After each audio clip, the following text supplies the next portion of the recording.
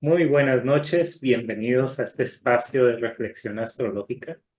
Hoy quiero que miremos en profundidad de qué trata la integración de estas cuatro fuerzas, estos cuatro elementos que representan una forma de entender el mundo muy interesante. Entonces vamos a empezar desde el principio y probablemente veamos todo el tablero en varias sesiones. Hoy quiero que miremos el centro, entonces les voy a compartir pantalla y comenzamos nuestro viaje. Bueno, este es el último gráfico que hice. La idea aquí era partir de un gráfico que les había mostrado antes, que es este cuadrado que está en el centro, pero mirándolo mucho me di cuenta que me hacía falta tanto elementos por fuera del cuadro, que es todo lo que apareció aquí afuera, como algo adentro que explicara cuál es el origen de todas estas cuatro fuerzas. Entonces, ahorita me gustaría empezar a mirar del centro hacia afuera, cómo poco a poco, número a número, ¿no? Se va creando toda esta diversidad que al final es bastante compleja. Entonces, vamos a irnos acercando hacia el centro y nos vamos a meter exactamente en la mitad de esta X, donde está ese píxel, ¿no? De inicio, donde comienza todo. Este píxel va a representar esa unidad, ese todo, ese origen de todas las cosas. Hay dos formas de entender esta unidad y estas dos formas de ver esta unidad son contrapuestas. La primera la vamos a ver representada por este símbolo. El símbolo, este símbolo es una elipse, es el número cero y representa la nada. Cuando pensamos en la nada y vemos a nuestro alrededor todo lo que hay, nos damos cuenta que en algún punto, si creemos que existió un cero o que existe un cero, debe haber una creación, ¿no? Debe haber una forma de que eso que no era nada se convirtiera en algo. Por otra parte, hay otra forma de entender este origen y es a través de este símbolo del infinito. El infinito nos va a hablar de que nada se crea ni se destruye, sino que todo permanece y ha permanecido y permanecerá por toda la eternidad, ¿no? Y eso significa que si algo existe durante toda la eternidad, pues no fue creado, ¿no? Y si hay una creación, pues quiere decir que no todo es infinito. Entonces, esa relación entre la nada y el infinito hace que muchas veces uno pueda decir, cuando habla de todo en términos macro, es que lo mismo que decir nada, ¿no? Porque todo y nada llegan a unirse en ese punto, que es lo que representa precisamente este símbolo. Entonces, finalmente, aquí aparece la primera de las paradojas, ¿no? Cómo algo puede llegar a combinar las dos cosas hasta convertirse en una igualdad. Este símbolo de la igualdad es muy potente y a un nivel gráfico va a relacionar los dos centros que tiene esta elipse con los dos centros que tiene esta figura del infinito. Entonces, ese es el gran misterio, ¿no? Cómo lo que no es y lo infinito se unen de tal manera que en la Cábala se habla de dos principios que se complementan. Uno, el de la sabiduría, y otro, el del entendimiento. En la Cábala se entiende el entendimiento como la capacidad de comprender ese orden que representa la sabiduría, ¿no? Que es un orden general, ¿no? El entendimiento es la conciencia que se da cuenta de su orden, ¿no? Entonces, esto es lo que está en el medio de todo el diagrama, ¿no? Este es el elemento que va a generar ese nudo alrededor del cual pues se han tejido toda serie de historias y de mitologías o de ecuaciones matemáticas para describir lo que sucede en estos niveles iniciales. Saliéndonos un poco de esa mitología de origen, vamos a sacar como conclusión que vamos a tener dos polos o dos líneas de investigación claramente definidas, ¿no? Una es la de tiempo y otra es la de espacio, ¿no? ¿Cómo entendemos el tiempo? Para entender el tiempo, lo más fácil es imaginar un punto, una partícula, ¿no? Cuando esa partícula se mueve, aparece el tiempo. Solo podemos ver que se mueve si al mismo tiempo hay o un espacio o hay una línea o hay un punto de referencia. Entonces, no podemos entender algo solo sin combinarlo con el contexto, sin combinarlo con el campo al que pertenece.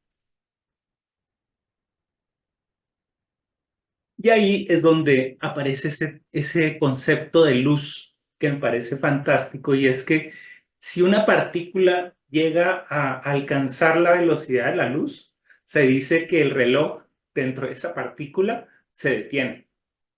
Es decir, que para la luz, ¿no? El tiempo no existe.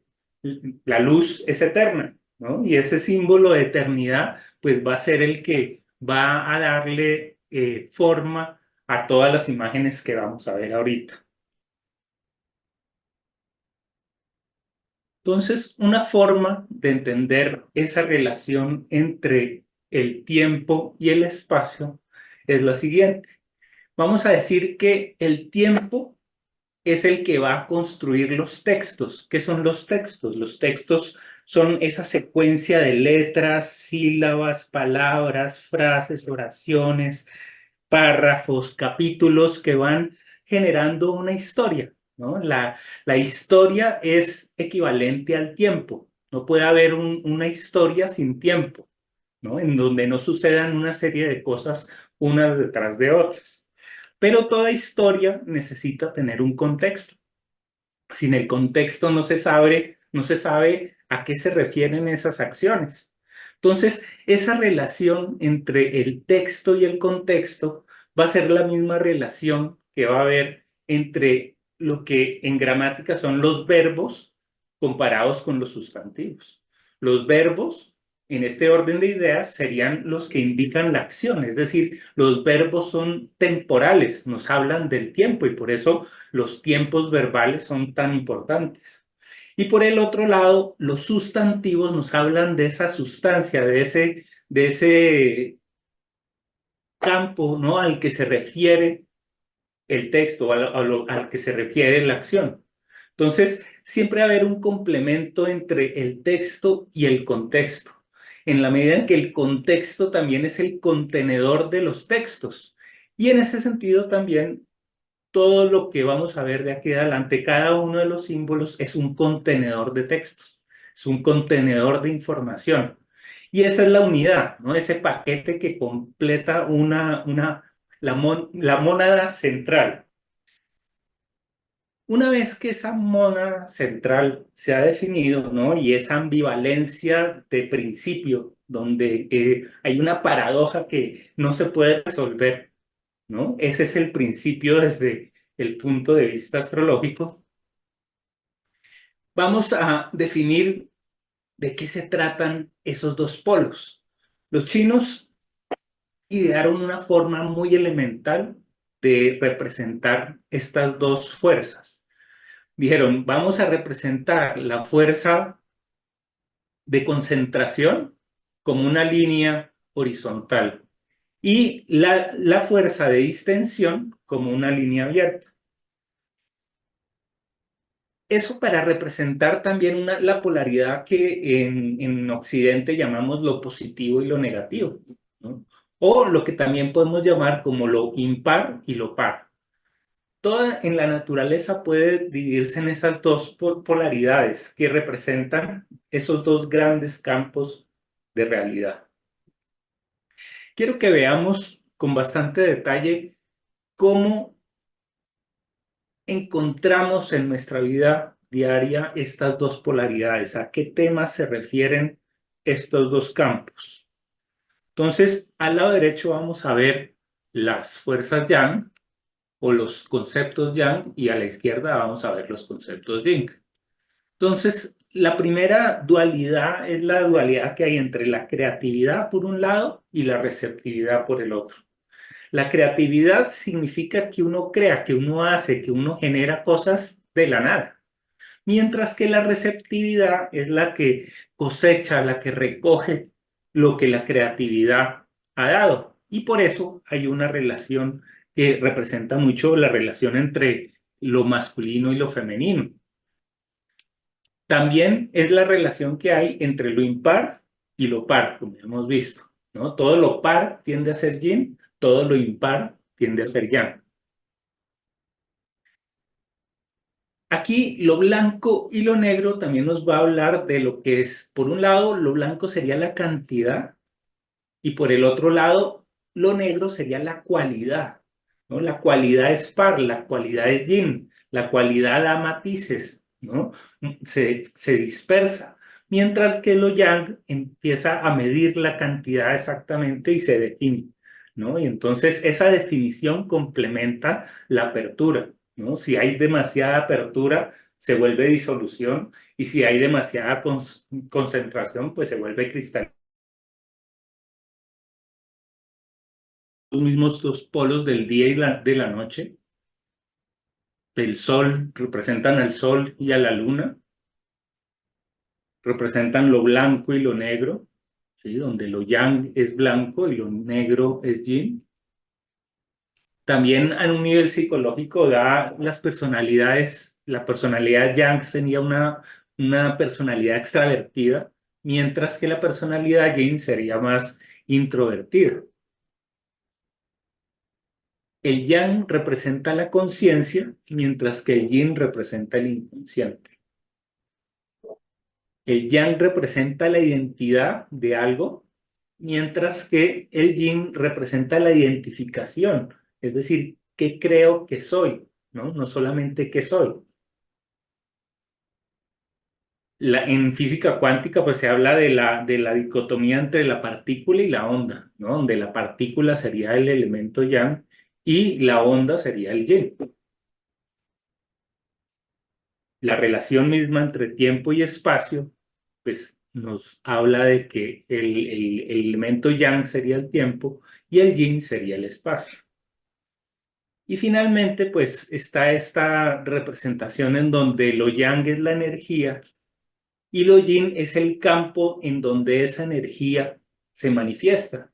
Entonces, por campo se entienden tanto el campo subatómico, por ejemplo, ¿no? Como el campo molecular, como el campo galáctico, como el campo psicológico, como, ¿no? Hay 1000 campos en donde la energía al entrar va a modificarse y va a crear diferentes elementos, diferentes propiedades, pero en el fondo, lo que genera todo es esa luz, esa energía de unión atemporal que va a darle energía a todo el resto del sistema. Entonces pasemos al siguiente nivel. En el siguiente nivel ya vamos a encontrar estos cuatro puntos. Los chinos encontraron que si ellos partían de estas dos imágenes iniciales, la línea llena o completa para lo yang y la cortada para lo yin, se dieron cuenta que si sumaban dos de esas líneas podían ocurrir cuatro cosas y solo cuatro a un nivel matemático. Si uno tenía dos líneas yang, generaban esta combinación. Si se tenían dos líneas yin, se obtenía la contraria. Y habían dos puntos intermedios donde lo yang se veía ascendiendo hacia lo yin y en el otro lado lo yang estaba descendiendo hacia lo yin, ¿no? Entonces, esto ya daba una idea de ciclo, ¿no? En donde hay cuatro posibilidades y solo cuatro. Esas cuatro posibilidades nos llevan también a la idea de los tres o cuatro ejes del espacio, donde nosotros sabemos que uno de los ejes se llama el eje X, el otro el eje Y y el otro el eje Z. Pero además hay un eje W que sería esa dimensión que está dentro de las otras dimensiones y que representa todo ese universo cuántico y de 11 dimensiones que manejan los físicos. Y ahí es donde también sucede la química o la alquimia más profunda de todo el sistema. Si ustedes se fijan, aquí los números que van a encontrar son pues el 15 y el 13, que son números impares que corresponden a lo blanco. Y en el otro lado están el 14 y el 16, que también corresponden a lo par, ¿no? Entonces, aquí está la letra, el sonido, el principio. Por otro lado está esta carga eléctrica y por el otro lado está su polaridad.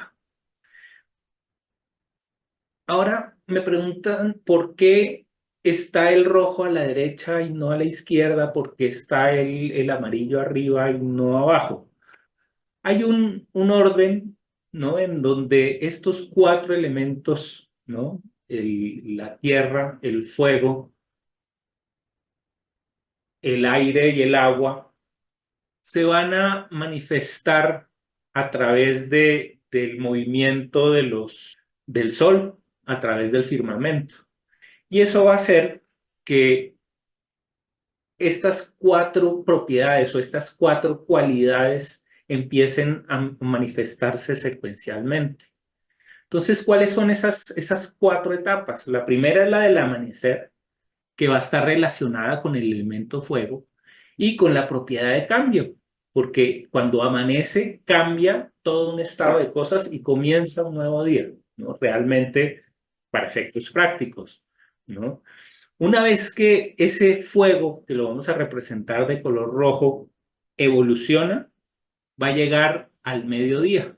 El mediodía es donde está la plenitud, por eso está el yang repetido, ¿no? Y por eso se muestra también aquí la Y como una ampliación de los caminos, ¿no? Por eso arriba dice el distanciamiento, porque el aire quiere mirar las cosas y entender las cosas desde afuera, desde un punto de vista objetivo, y por eso se distancia, ¿no? Por eso le gusta el oxígeno, le gusta el espacio, mientras que por el otro lado, el agua lo que va a buscar es el máximo acercamiento, ¿no? Cómo las cosas van a estar firmemente relacionadas, totalmente interconectadas. Me pareció interesante relacionar estos mismos cuatro elementos con las fuerzas de las que están hablando ahora los físicos, porque la relación es bien directa. Veamos primero las dos de las grandes fuerzas de las que se habla ahorita. Una es la gravedad, ¿no? La gravedad está asociada a la materia y por lo mismo está asociada al atardecer, que es cuando uno después del mediodía ha entregado el producto de lo que ha hecho, ¿no? Y entonces es el momento de los resultados y es el momento de ver, ¿no? ¿Qué es lo que está uno poniendo sobre la mesa, ¿no? Los símbolos ayudan a ver todas estas imágenes, como la de la recolectora, ¿no? La persona que quiere ver qué fue lo que se produjo. Mientras que al otro lado el fuego va a mostrarnos ese empuje, ese impulso por conquistar sin saber muy bien qué es lo que se va a obtener al final. Si por un lado están las fuerzas de gravedad y por el otro lado está la fuerza del electromagnetismo. El electromagnetismo en sí mismo ya está compuesto de dos palabras, electro y magnetismo. Esa relación entre lo eléctrico y lo magnético representa muy bien este símbolo en donde hay dos líneas yang, ¿no? Dos líneas de positivas o dos líneas impares, ¿no? La combinación del universo electromagnético y de la gravedad nos va a hablar de todo el mundo macro, mientras que al otro lado van a estar las fuerzas que van a intervenir en el núcleo del átomo. y por eso van a ser interiores. Entonces, dentro del átomo hay dos fuerzas fundamentales. Una la llaman la fuerza débil y otro la llaman la fuerza nuclear fuerte. La fuerza nuclear fuerte es muy parecida como, o yo la interpreto como el mismo Sol, pero a nivel atómico. Es el que une a todos los protones que tienen cargas positivas, así ellos quieran separarse unos de otros, porque sabemos que cuando dos cargas positivas se encuentran, tienden a repelerse. Pero hay una fuerza que los mantiene unidos. Esa fuerza es una fuerza que da el motor inicial a todo el movimiento de este esquema en el que estamos reflexionando. Entonces, esa fuerza fuerte mantiene las cosas unidas, mientras que la otra fuerza, la fuerza nuclear débil, va a ser, yo le llamo la alquímica del proceso, porque es la que genera toda la radiación electromagnética, pero es también donde ocurre el mundo cuántico, donde hay muchas posibilidades y por eso está asociado a la noche y por eso está asociado al inconsciente, ¿no? Es el momento en el que después de que hemos recogido la cosecha de lo que se hizo en el día, nos acostamos y hacemos esa transmutación, ¿no? En donde nos dormimos, apagamos la conciencia, la llevamos a otro plano y luego volvemos a despertar para comenzar el ciclo. ¿Qué viene después? Después de este nivel viene otro nivel en donde cada uno de estos cuatro elementos se va a dividir en tres partes y va a tener esos tres momentos, ¿no? Esos tres momentos, cuando los miramos, ¿no? Desde el punto de vista inicial, en donde todo estaba dividido solamente en dos, podríamos diferenciar 6 signos zodiacales que están más cerca del inconsciente y que tienden a ser un poco más mecánicos, a hacer las cosas por esa sabiduría interna. Y por el otro lado están 6 signos zodiacales que nos hablan de los signos que quieren hacer las cosas lo más consciente posible, ¿no? Todos, como ya sabemos, tenemos los 12 signos zodiacales. Entonces, es más una cuestión de proporción, ¿no? Cuánto o cuándo soy consciente y cuánto o cuándo tiendo a estar más inconsciente de lo que me está sucediendo. Esa polaridad todo el tiempo va a estar, ¿no? Oscilando de un lado al otro, pero va a haber una dominante, ¿no? En la fluctuación. Por el otro lado, también podríamos decir que si en los signos Libra, Acuario, Géminis, Capricornio, Tauro y Virgo, hay una voluntad asociativa. Es decir, como habíamos visto antes, aquí estamos viendo fuerzas que trabajan, que operan a grandes distancias, ¿no? O por lo menos mucho más grandes que estas otras fuerzas que actúan en el núcleo y por eso van a representar lo personal. Entonces, hay 6 signos que buscan más lo personal y 6 signos que buscan más asociarse. Los que buscarían o los que irían en principio más hacia lo personal serían Cáncer, Escorpio, Piscis, Aries, Leo y Sagitario, ¿no? Lo que más adelante vamos a llamar la tipología subjetiva, ¿no? La que habla del sujeto, mientras que la otra sería la objetiva, la que se asocia, la que comparte la información, ¿no? Entonces,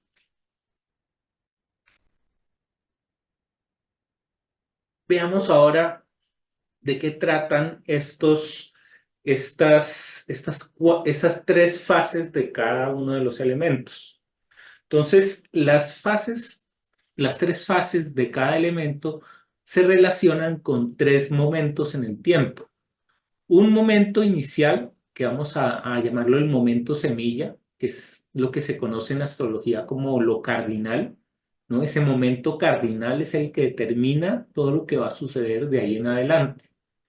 Ese proceso va evolucionando poco a poco hasta que al otro lado empieza a multiplicarse. Todo lo que empieza como una semilla, al final se bifurca, se multiplica. Y entre el estado inicial y el estado final hay un estado intermedio que es un estado donde hay mayor estabilidad que en los dos extremos. Por eso vamos a hablar en astrología de esas tres modalidades: la cardinal, la fija, que sería el punto central, y la mutable, que sería la boca, ¿no? Esa posibilidad de ampliar posibilidades. Entonces, cada uno de los elementos va a tener una variable cardinal, una fija y una mutable, ¿no? En todos los elementos. Por eso aquí vemos ese cono, esa flor en todos los elementos. Aquí empezamos a ver las coincidencias que hay entre diferentes culturas y diferentes enfoques. Veamos, por ejemplo, uno que me gusta mucho, que es el punto de vista de Carl Gustav Jung. Carl Gustav Jung hablaba de tres tipos de personalidad, ¿no? Una que estaba orientada hacia el pensamiento, otra que estaba orientada hacia el sentimiento, una que estaba orientada hacia la sensación y otra hacia la intuición. Y los elementos pues correspondían exactamente: la sensación a la tierra, la intuición al fuego, el sentimiento al agua y el pensamiento al aire.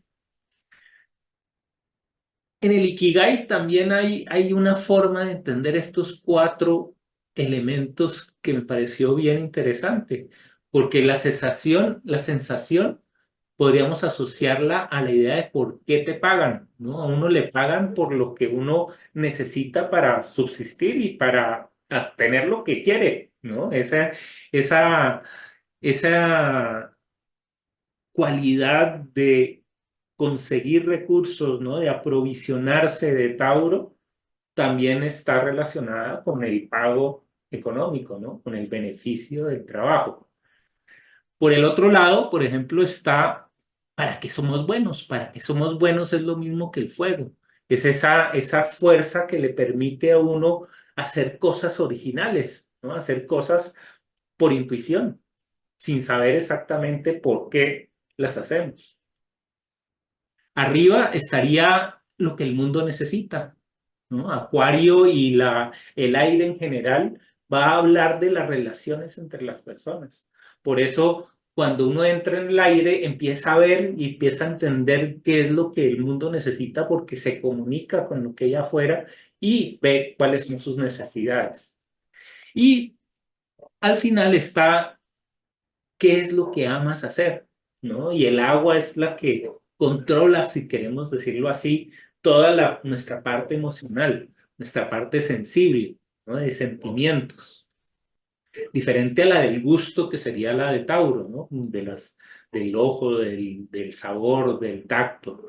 Esto es más el tacto psicológico, el sabor psicológico, el color psicológico, ¿no? Estaría en este otro campo.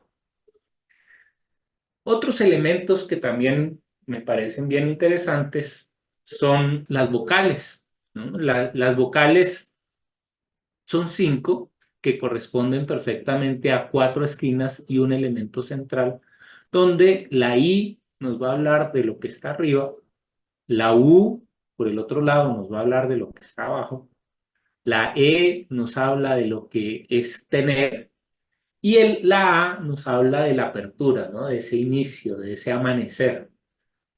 Cada uno de los signos zodiacales, o de estas 3 etapas en las que se divide un elemento, tiene un propósito vital.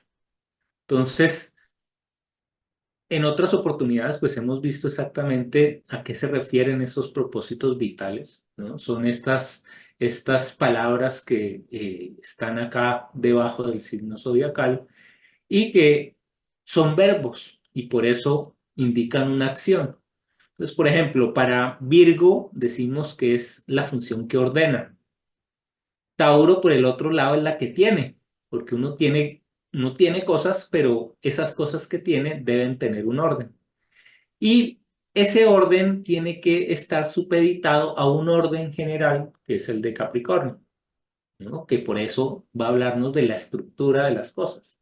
Y ese es el propósito. El propósito de Capricornio o de Saturno es estructurar. El propósito de Tauro es tener o aprovisionar, ¿no? O contener. El propósito de Virgo es el ordenar, el trabajar, el hacer, el desarrollar, ¿no? En el extremo opuesto, el propósito de Aries es el despertar, mientras que el del Sol es el crear. Entonces, cuando uno despierta, logra crear. Y esto se da porque hay un impulso sagitariano que abre las posibilidades. Por eso aquí estamos en un campo que es mucho más intuitivo que el otro, que es físico y medible, ¿no? Este es más de impulso, más de espíritu, ¿no? Entonces, este polo es el polo de Oriente. Muchas veces ustedes van a ver que los templos siempre tienen esa puerta hacia el amanecer, ¿no? El amanecer amanece por el oriente y por eso los primeros rayos de luz deben entrar siempre por este lugar. Y van a iluminar al otro lado esa pared en donde están los iconos que representan, ¿no? La forma como trabajan estos cuatro elementos. Por el otro lado, ¿no? Los propósitos vitales, o bueno, el propósito, decimos, de Sagitario, va a ser el iluminar, y aquí yo lo entiendo como el iluminar a otras personas alegrándolas, ¿no? El hacer que las otras personas sientan como una inyección de energía. Cuando logramos esa capacidad, estamos en pleno Sagitario, estamos haciendo las veces de Júpiter. En el extremo del agua está Cáncer, que para mí uno de los propósitos fundamentales de toda existencia es amar, comprender el amor y ser parte de ese amor.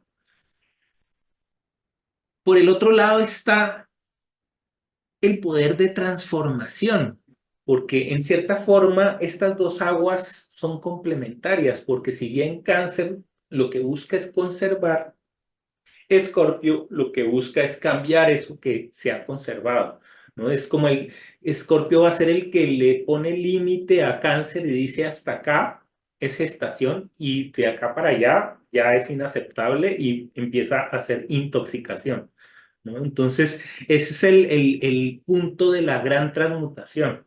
Me encanta que esté representado por la copa del tarot, ¿no? Porque es ese símbolo que habla de ese proceso en el que algo se destruye y muere para volver a renacer.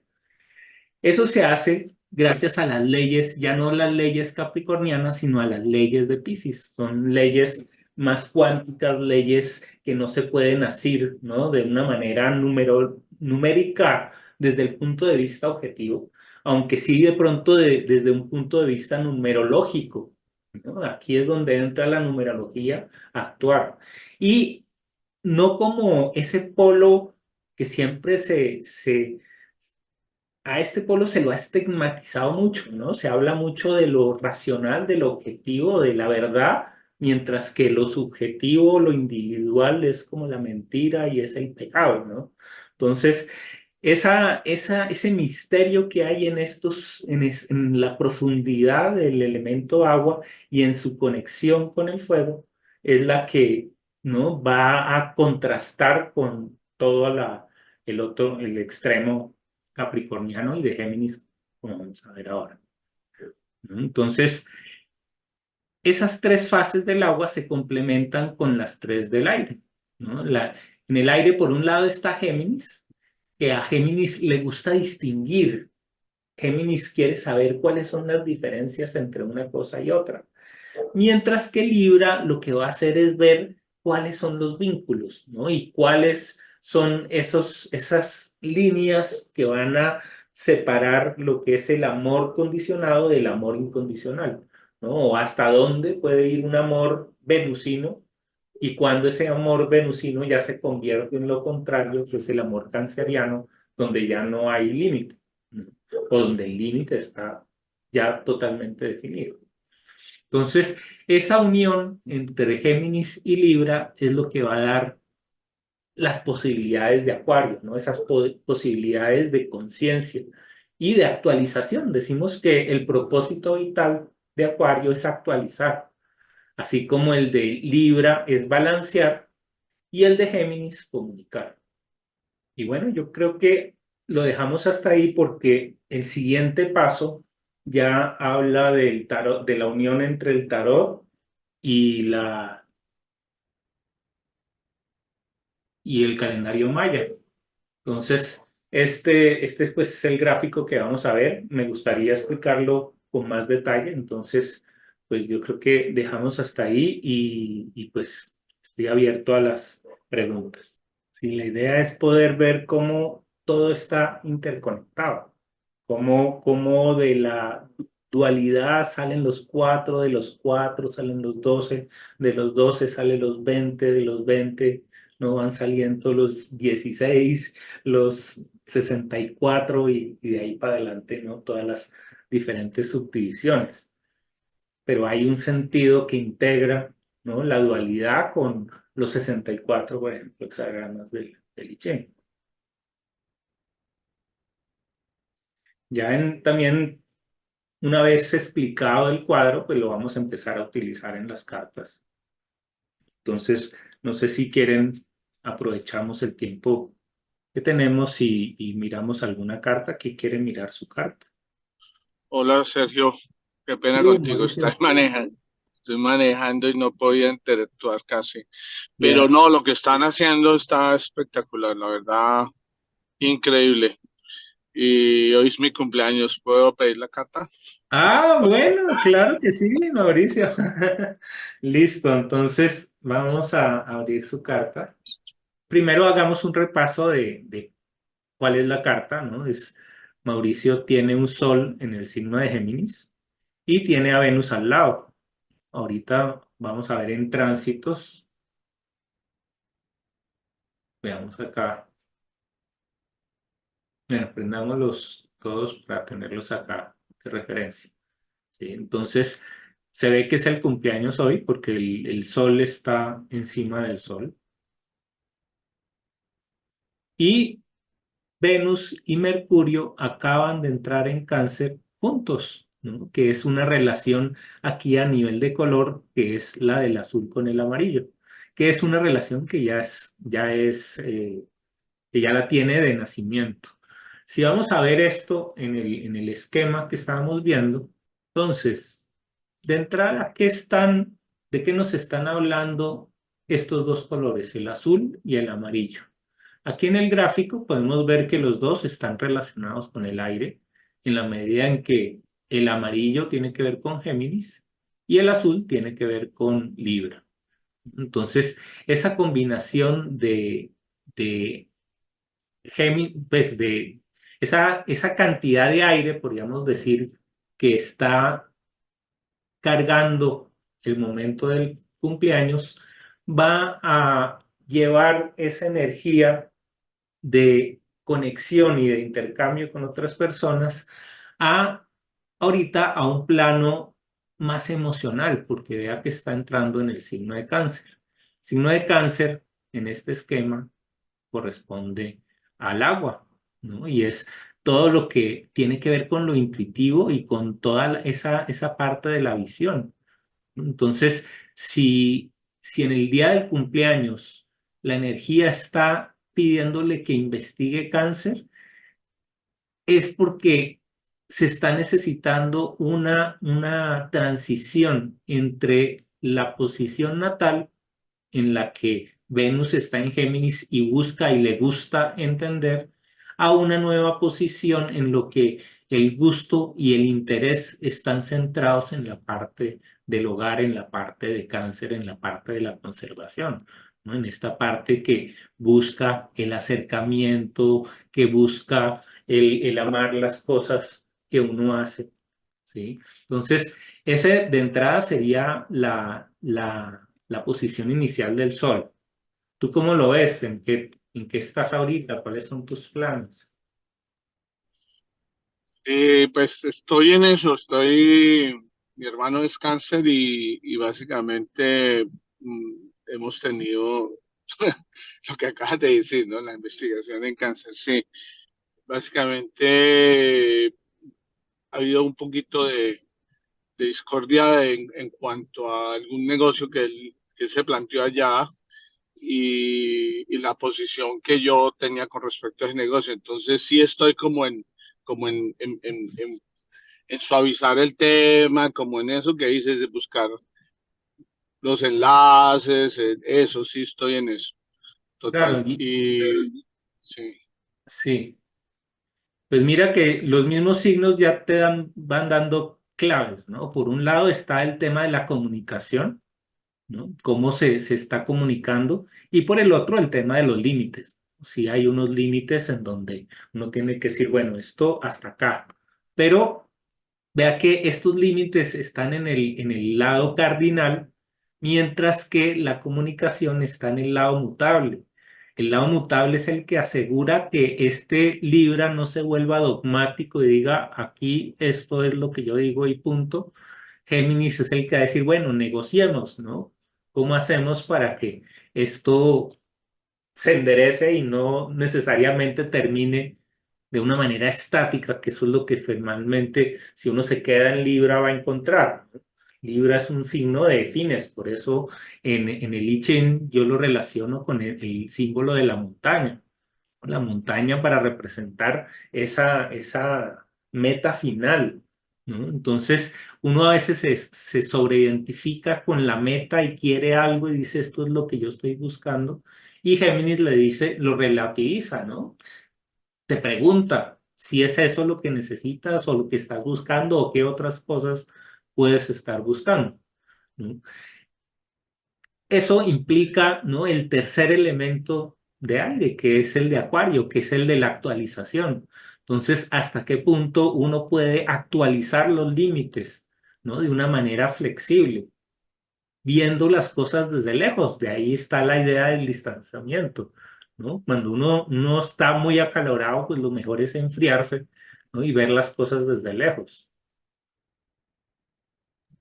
sí, ahí te iba a comentar algo. El tema es que yo he venido analizando con respecto a los eclipses Mm. y básicamente ahorita el 22 hay una, 22, 23 creo, hay una luna llena.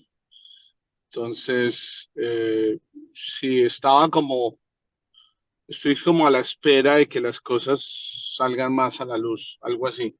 Y, y ahí ya poder determinar qué acción tomar, ¿no? Entonces, dentro de lo que tú estás analizando, veo que has integrado pues prácticamente todo. Esa parte de los eclipses la vas a integrar también. Claro, es O que este gráfico la idea es que sirva para todo, ¿no? claro, Entonces, el eclipse, pongamos acá la Tierra. Ah, bueno, cuando prendo la Tierra me doy cuenta también que este cumpleaños suyo está en sincronía con este Júpiter natal en Sagitario, ¿no? El que lo lleva a vivir lejos. Entonces, aparte del tema con el hermano, hay un potencial para reflexionar en su mundo interior, ¿no? Júpiter es el planeta del sentido. Cuando está en la casa uno, ¿no? La casa uno es una casa creativa, ¿no? Entonces, por lo que es de fuego. Y además, lo retrógrado también decimos que es creativo, ¿no? Cuando un planeta está retrógrado, está más fuerte, está más activo y por eso se va a sentir más, ¿no? Entonces, esa relación está de nacimiento, pero se activa este cumpleaños con Mercurio y con Venus. Entonces, esto para mí es de aprovechar, ¿no?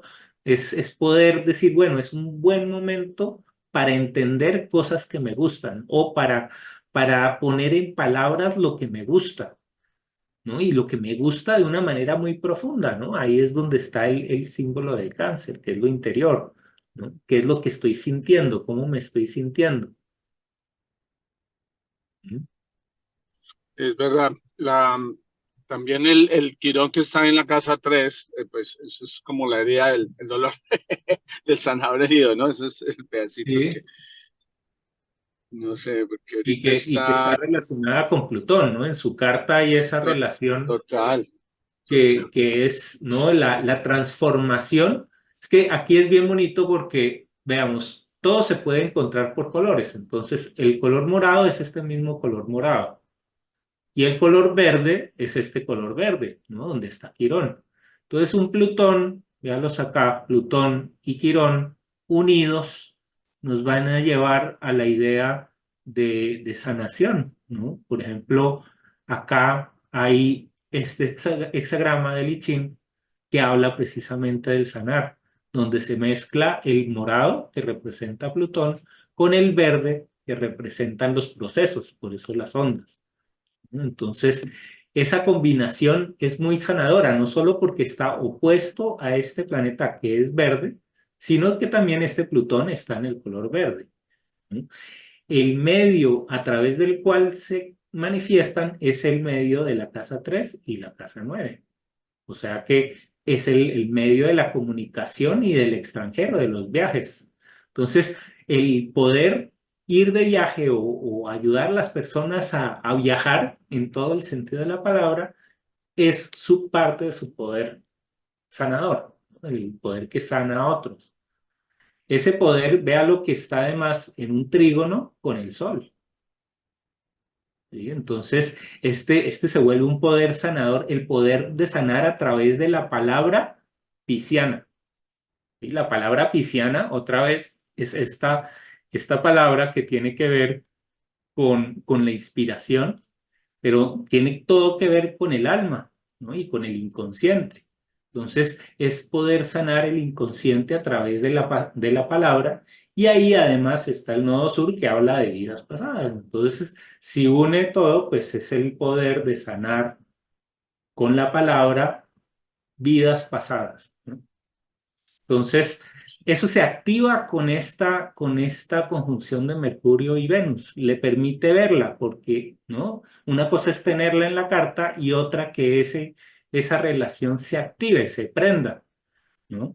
Que además, si se ve por el otro lado, esa conjunción que usted tiene de Marte y la Luna, al final de Aries, hace sextil también con este Quirón. Entonces, ese Quirón que al principio puede uno decir, uy, qué miedo Quirón, no, Quirón es el de los dolores, pues en esta carta es precisamente el que va a poder canalizar toda la energía de los demás de una manera creativa, ¿no? Hacia las otras personas. ¿Qué más? Veamos otros planetas, a ver. Otro comentario. Sí, Yo no sé si te había dicho que he sentido mucho, tú sabes que yo tengo mucho, siento mucho cuestiones de gente muerta y vainas de la muerte y todo lo que tenga que ver con acercamiento en sueños más que otra cosa. Y veo, pues, como visualizo, es como se ha desarrollado todavía mucho más. Hice un curso de Atacires, mm, pero Atacires es súper complejo, o sea, tiene más de 100 Atacires donde uno sí, puede empezar y me entró ahí como quedé friqueado, como dice uno, y dije, no, se está yendo como demasiado el sí, tema, como ya a cosas demasiado escorpianas, demasiado profundas. sí, Pero lo que dices tú de utilizar al Piscis para con la palabra hacer el saneamiento y ese tipo de cosas, resuena mucho, resuena muchísimo. mm, Entonces, sí, ese tema, pues es un comentario, ¿no? Que te quería sí, decir. Y también siento como el llamado de, de expresar más el haber aprendido contigo todo esto, porque lo empecé a enseñar yo empecé a enseñar la astrología, acuérdate que empecé a hacer unos cursos suaves, pero muy sencillos, ¿no? sí, Lógicamente nunca a tu nivel. Y descubrí que yo era como el paño de lágrimas de muchos y yo dije, no me joda. Pues no, que compren servilletas por otro lado, porque no, para irse a sonar conmigo menos. Entonces ahí sentí que pronto no era la manera como tenía que hacerlo y de hecho paré y dije voy a esperar a ver, porque el aprendizaje es muy grande. Lo que estás enseñando ahora es increíble. Estás integrando todos esos métodos, que eso es más berraco que cualquier cosa. Entonces, sí, Sí. Es que en tu carta entonces, la dinámica está entre este Quirón y el nodo sur y por el otro lado Marte y la Luna en el signo de Aries, porque Marte y la Luna quieren despertar y están del lado de lo impar, ¿no? Luego busca libertad, mientras que este Quirón y este nodo sur, como están del lado del agua, busca seguridad, ¿no? Entonces, si yo busco seguridad, mejor dicho, si busco libertad, esta seguridad se convierte en queja, en sí, lamento, en atraer, ¿sí? Porque hay una identificación muy grande en esta libertad en la que hay libertad de Marte con respecto a la Luna, ¿no? La Luna es la emocionalidad y Marte dice, aquí esto se tiene que acabar, ¿no? Ya es hora de nacer, cada uno por su lado, ¿no? Marte es un promotor de la individualidad, ¿no? Naciste, pues ahora te toca a ti, ¿no? Y como está al total. lado de la luna, es esa luna, claro, yo no puedo conscientemente o me va a quedar muy difícil entender Marte y la Luna al mismo tiempo. Entonces, si me identifico como varón con Marte en Aries, la Luna va a ser la queja, otra vez, ¿no? Siempre es muy difícil siempre integrar los dos, ¿no? Entonces, cuando esa se acepta a la Luna ya no como queja, es porque Marte está entendiendo cuál es su función con respecto a Cáncer o a la Luna y cuándo es momento de terminar ese proceso para empezar el proceso hacia los demás, ¿no? Que sería el de Quirón. Mm. Y de hecho, mi mujer tiene exactamente la luna en Aries, exactamente, estamos como a un grado, algo así, Mm. la cosa más brutal. Entonces, pues la queja es ella. ¿Qué hace? ¿Por qué hace esto? Claro, ella es la mejor candidata para que le haga de quejadora, ¿no? Pero Sí, esa queja mi está espejo. dentro suyo, Lógico, ¿sí? lógico, está ahí, sí, yo Su la estoy queja, reflejando con ella. Sí, sí, su sí. queja no expresada, ¿no? Sí, sí, sí. Y si pones todos los aspectos, te das cuenta, acuérdate que habíamos visto eso. Aparece la estrella esa de David, y Ah, entonces venían los dos círculos, los dos triángulos que no sabían ni para qué, ni por qué era, si era para acá o era para allá. ¿Te acuerdas? los para ver. Están. Eh, Aparece la estrella esa ahí, que quedó más loco que una cabra.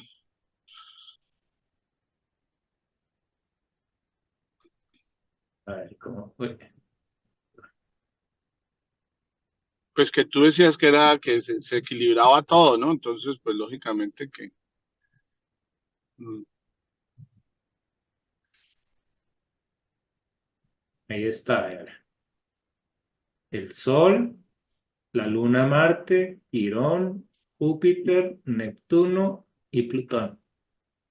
eh, Una ahí está. estrella súper bonita, ¿sí? Mm,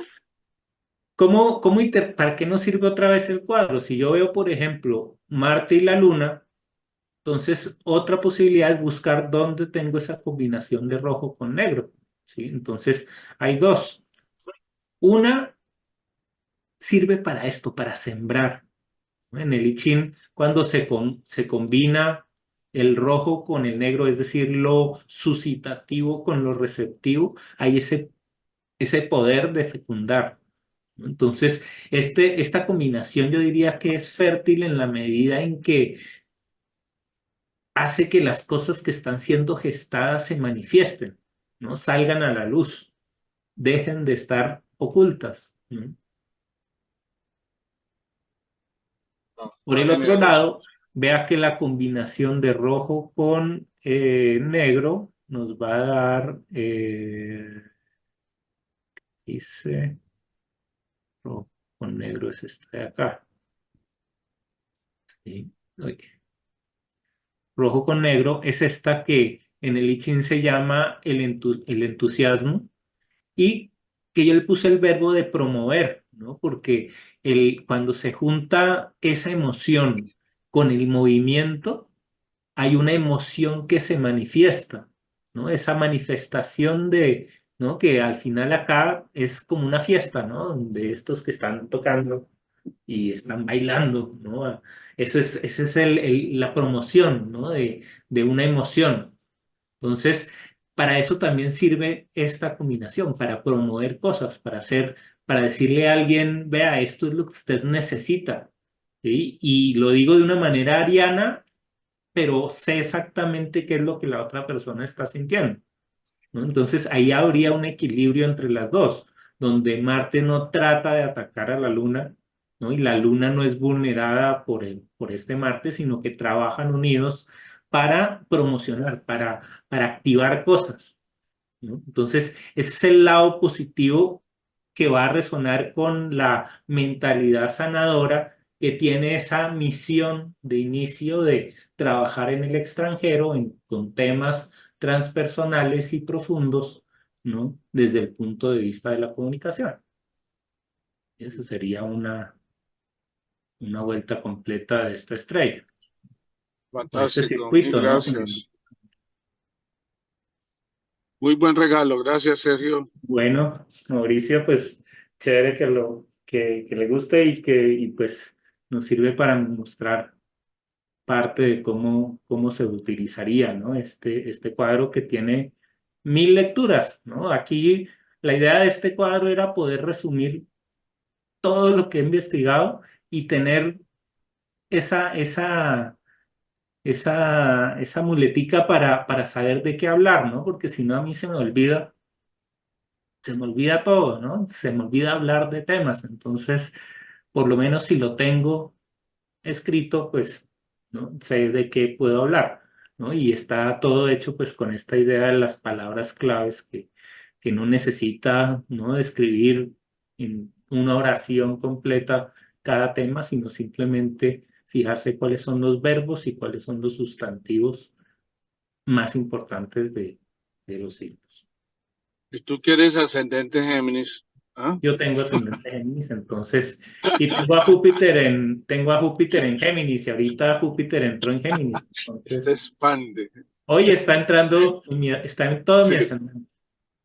imagínate. Wow, genial. Mil gracias Entonces, por todo, Sergio. bueno, Gracias. bueno, pues muchas gracias a todos. Entonces, nos vemos la siguiente vez y ya para mirar el tema del calendario maya y el tarot, que es hermosísimo.